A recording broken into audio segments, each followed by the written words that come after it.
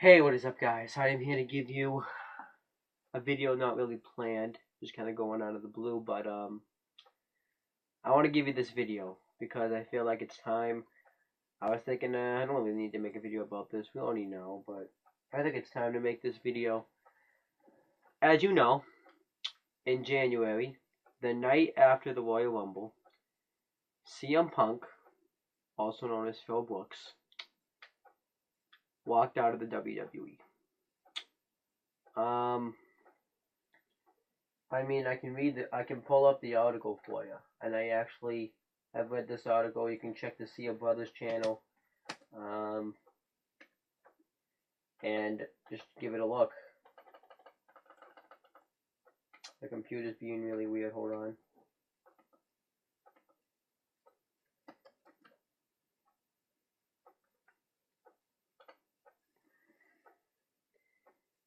Hold on. Seeing if I can find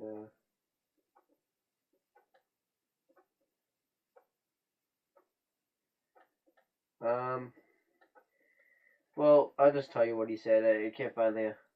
CM Punk is leaving the WWE. He told Vince, "I'm going home," and took his stuff. And the reasons that he might have left are unknown. Some people it's because Batista won the WWE Royal Rumble. They won, and that they gave it to a part timer, and he was sick of taking back seats to part timers like The Rock, Brock Lesnar, Undertaker.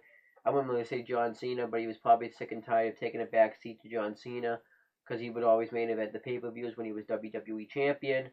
Um, People say because he was burnt out.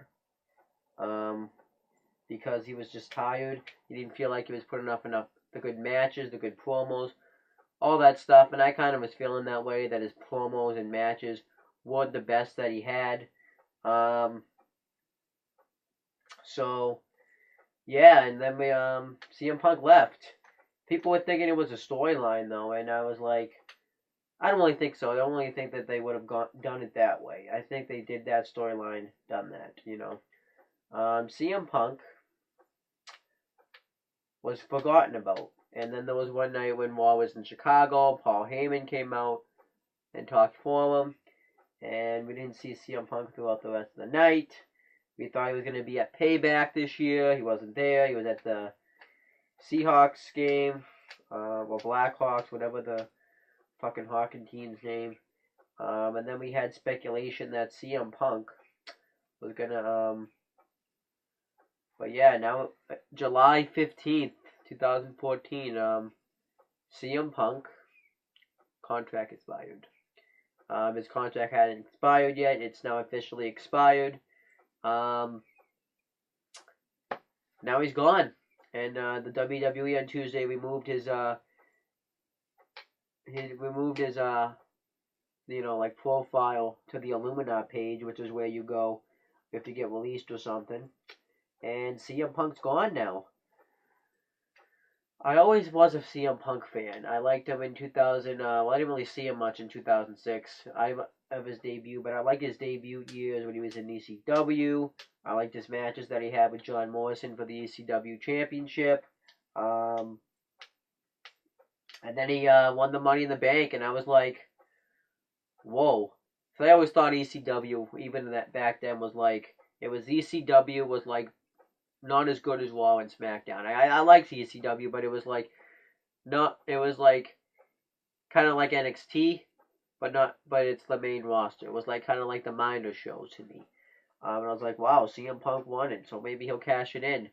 And then he cashed it in the first night on Raw. He got drafted to Raw first, and then he cashed it in, beat Edge for the World Championship. And I still sometimes go back and rewatch that clip. I loved watching that clip. And I just like his moments.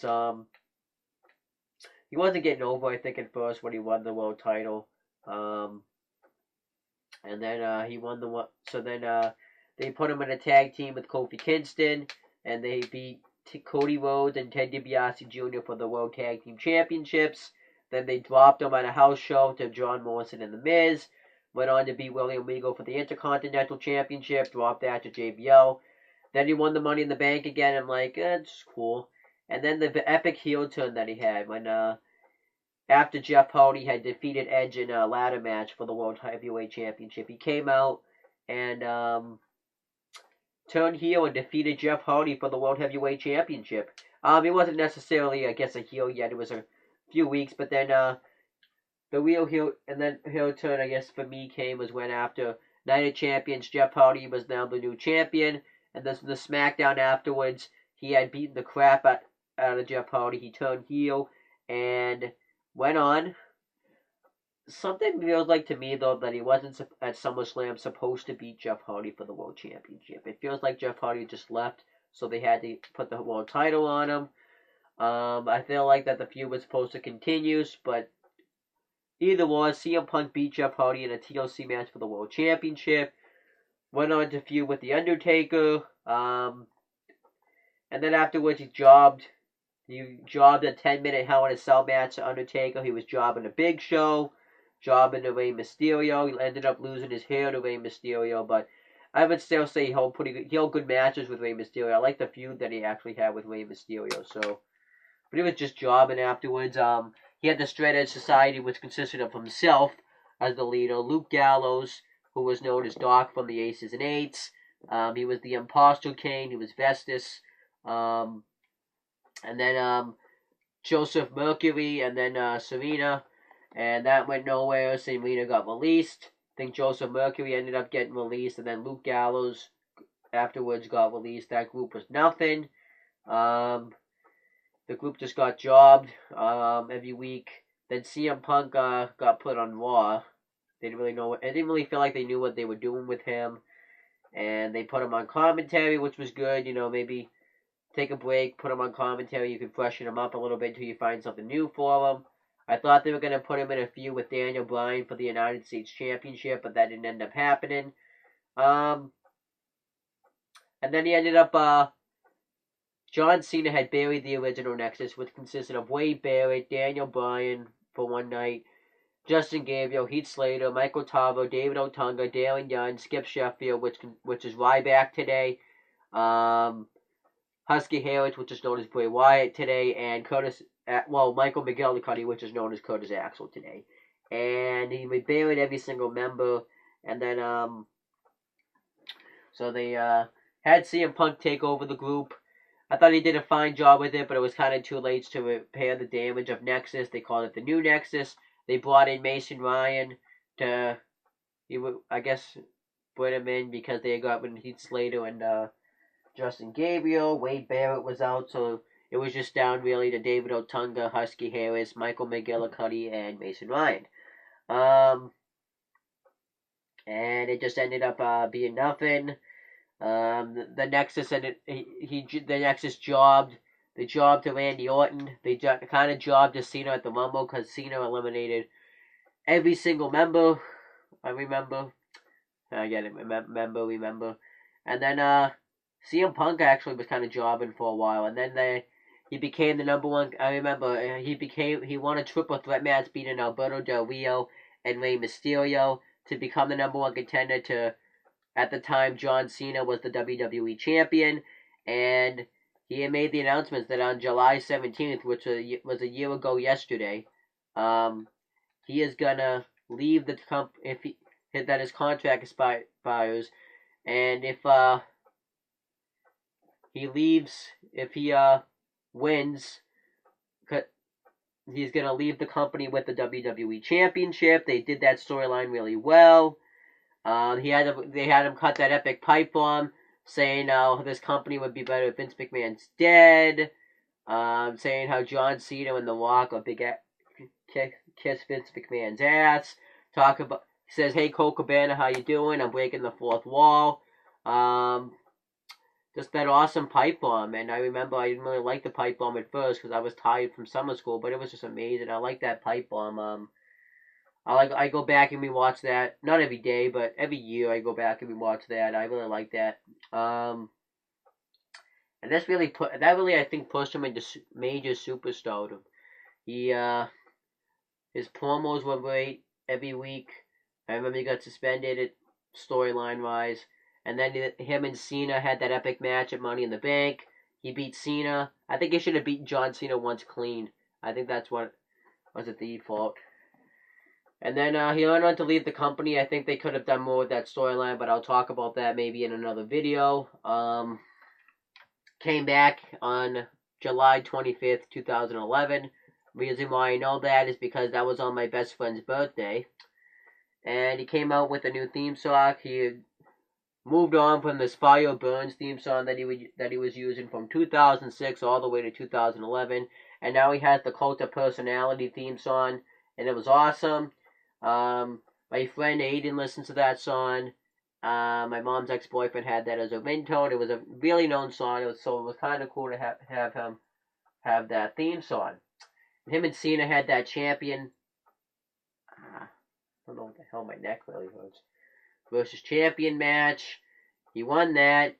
Didn't beat him clean though. Triple H should have seen his foot on the ropes. He started doing too the Macho Man Randy Savage elbow. And then CM Punk kind of went on, had that epic feud with Triple H. I think maybe he kind of should have won that match, but I don't know. I think maybe he should have won, maybe he should have lost. You never know. I can't really do anything about it now. Then he went on, beat Del Rio, became the champion, and that started his long 434-day title run. He was beating guys like Chris Jericho, Daniel Bryan, Kane, Big Show, kind of John Cena. He broke Ryback's streak. He broke Ryback's undefeated streak. Which was the downfall to Ryback. Who else did he beat? He beat like Dolph Ziggler. He beat Del Rio and Miz in a TLC match. He was having good matches with the championship. I didn't really have a problem with CM Punk's WWE Championship reign. I thought it was fine. I thought it was cool. It was the first time I ever see a champion become face, and while he was a face as a champion, and turn to a heel while he was holding the championship. So I thought that was cool.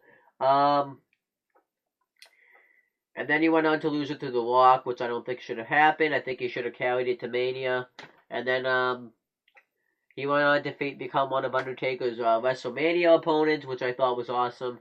Really good for him. And thank God he didn't break the streak, though, because I would have been pissed and shocked. And then he went on, came back, beat Chris Jericho, had that epic match, The Beast versus The Best with Brock Lesnar.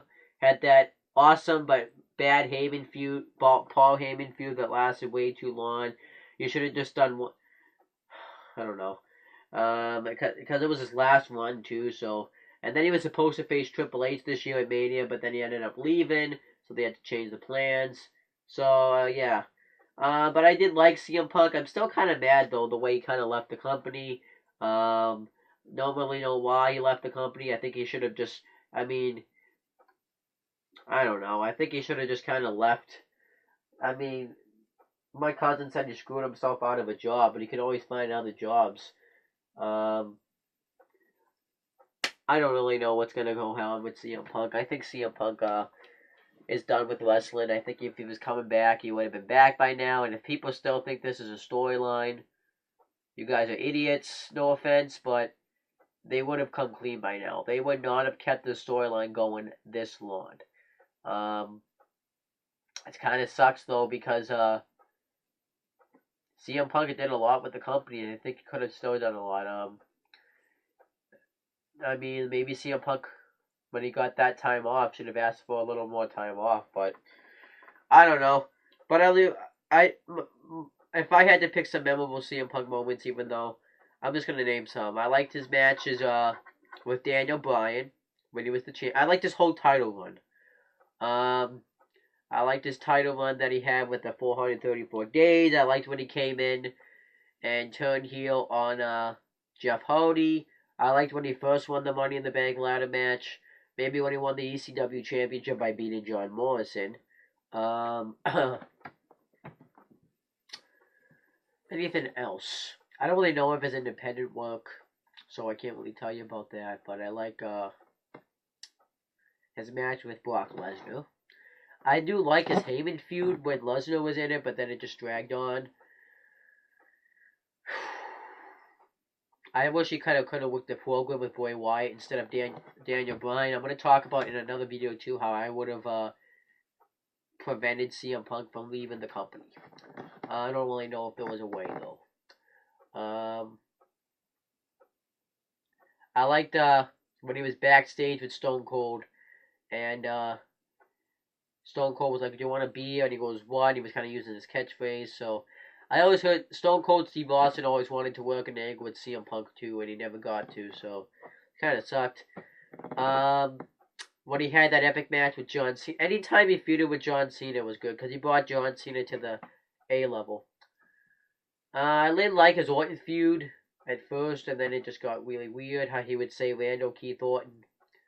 I just liked CM Punk, I think, had the talent. I liked his feud with Rey Mysterio, so I really did like CM, and the feud with Chris Jericho, even though that involved his title run. But yeah, on the WWE Network, they put his DVD documentary up, and what I'm gonna do is I'm gonna review it and look up some CM Punk matches and review those ones that really meant something to me. So I am gonna review the CM Punk stuff. I am. I kind of review most of them though, because he was really around when at first when I started YouTube, he was the guy that was on every week. So I think the CM Punk stuff, I can't really review. I'll look up his Ring of Honor stuff though. I'll look up all that. But CM Punk is done with the company, without a shadow of a doubt. So all I have to say is, peace out.